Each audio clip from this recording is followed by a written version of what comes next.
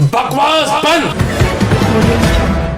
आदाब, मैं हूं मुमताज आलम रिजवी। बात करूंगा मैं उत्तर प्रदेश में हो रहे निकाय चुनाव की। वहां से खबर आई है अतीक और अशरफ के मामले में। जी हां, अतीक का बेटा जो कि नैनी जेल में बंद है, उसने अब एक पत्र लिखा है और पत्र में अपील की है कि ना तो समाजवादी पार्टी को वोट किया जाए और ना ही बीजेपी को, क्योंकि अतीक और अशरफ और मेरे भाई असद के कत्ल के यही लोग जिम्मेदार हैं। जी हां, और जो अली ने खत लिखा है, अब वो बाकायदा पोस्टर की शक्ल में छाप दिया गया और उसको जगह जगह चिपकाया जा रहा है। जी हां, और उसमें 3 तस्वीरें लगाई गई हैं, अतीक की, अशरफ की और असद की। आपको मालूम है कि असद का इनकाउंटर हुआ था और उसके दूसरे तीसरे दिन ही जब पुलिस रिमांड पर थे और उन्हें मेडिकल के लिए प्रयागराज में ले जाया जा रहा था, तभी मीडिया के दरमियान में घुसकर 3 शूटरों ने अतीक अहमद का और अशरफ का मर्डर कर दिया था।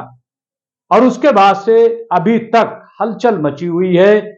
जो अतीक अहमद की वाइफ हैं और अली की मां हैं, शाइस्ता परवीन, उनकी पुलिस तलाश कर रही है, छानबीन जारी है। एसआईटी जो है पूरे मामले की जांच कर रही है।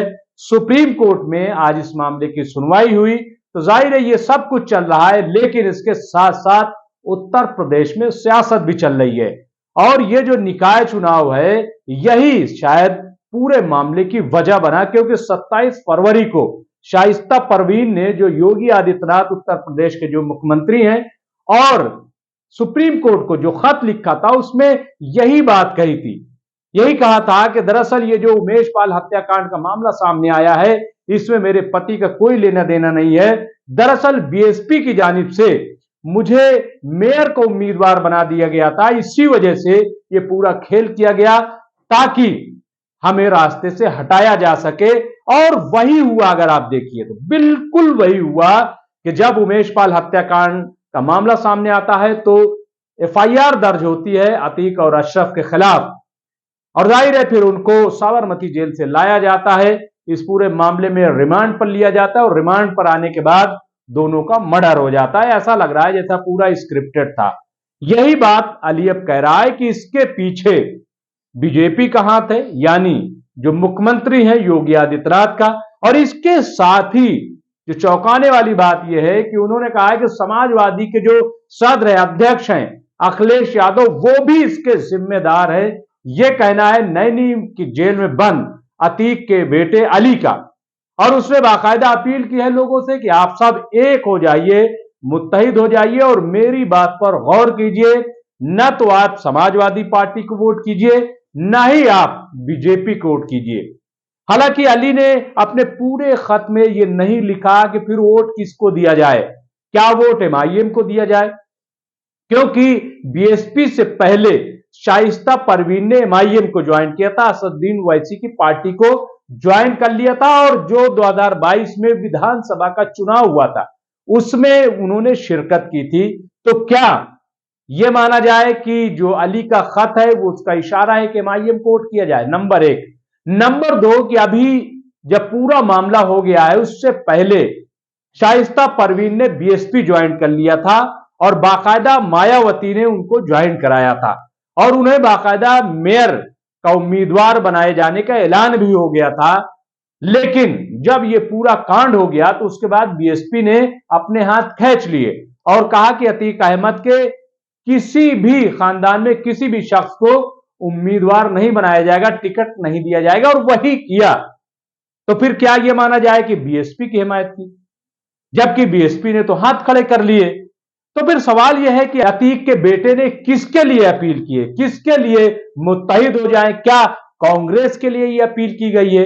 एक मुअम्मा बनकर रह गया है। लेकिन जो सबसे अहम बात यह है कि उन्होंने बीजेपी के साथ साथ एसपी को भी, यानी अखिलेश यादव को भी कटघरे में खड़ा कर दिया है। हालांकि जो ये पूरा निकाय चुनाव, मैं आपको बता दूं कि 4 मई को पहले मरहले की पोलिंग होनी है और 11 मई को दूसरे मरहले की पोलिंग होनी है और 13 मई को इस पूरे मामले में रिजल्ट आना है, यानी जो चुनाव होंगे उसके नतीजे 13 मई को आएंगे। और इसके लिए हर पार्टी कोशिश कर रही, चाहे वो कांग्रेस हो, बीएसपी हो, एसपी हो और बीएसपी हो या एमआईएम हो, बीजेपी हो, सब जो है वो अपने अपने तौर पर कोशिश कर रहे हैं। और खबर यह आ रही कि बीजेपी जो है वो मुस्लिम कार्ड खेल रही है। ये मैं नहीं कह रहा हूं, बल्कि जो धुरंधर खिलाड़ी हैं सियासत के, राजनीति के, वो ये कह रहे हैं। और उसकी वजह यह बताई है कि इस बार बीजेपी ने उत्तर प्रदेश के निकाय चुनाव में 395 मुस्लिम लीडरान को अपना उम्मीदवार बनाया है। और इसीलिए इसको कहा जा रहा है कि ये मुस्लिम कार्ड है। और मुसलमानों में भी ओबीसी मुस्लिम को ये टिकट दिए गए हैं बीजेपी की तरफ से। तो ऐसे में जब ये अतीक अहमद के बेटे की तरफ से अपील की गई है, दूसरा रुझान जो उत्तर प्रदेश से आ रहा है वो ये कि अभी भी 2022 की तरह ही समाजवादी पार्टी की तरफ मुसलमानों का रुझान है। और आपको बता दें कि उत्तर प्रदेश में टोटल जो मुसलमान है वो 20% है। यानी अगर 22 करोड़ की आबादी है उत्तर प्रदेश की, तो उसमें 4.5 करोड़ आप ये मान लीजिए कि मुसलमान है। और कई सीटों पर, खासतौर से अगर आप इधर मगरबी यूपी में देखेंगे, तो यानी पश्चिमी उत्तर प्रदेश में देखेंगे, तो यहां कई ऐसे शहर हैं, चाहे वो आप मेरठ ले लीजिए, आप अलीगढ़ ले लीजिए, आप और इधर बिजनौर ले लीजिए, अमरोहा ले लीजिए, इसी किस्म के मुरादाबाद, ये तमाम वो जगह हैं जहां पे मुसलमान वोटर जो है वो फैसला कुन है, यानी जिसको चाहेगा जिता सकता है, इस हैसियत में है। इसी तरीके से अगर आप मशरिकी उत्तर प्रदेश में, यानी पूर्वी उत्तर प्रदेश में अगर आप देखेंगे, तो वहां इलाहाबाद हो गया, बनारस की कुछ सीटें हो गई, भदोही वगैरह अगर आप देखेंगे, आजमगढ़ की सीट है, ये इस तरीके कुछ सीटें, जौनपुर है, कुछ ऐसी इलाहाबाद यानी प्रयागराज है, तो ऐसी जगह हैं वहां भी मुसलमान काफी तादाद में हैं वोटर जो है।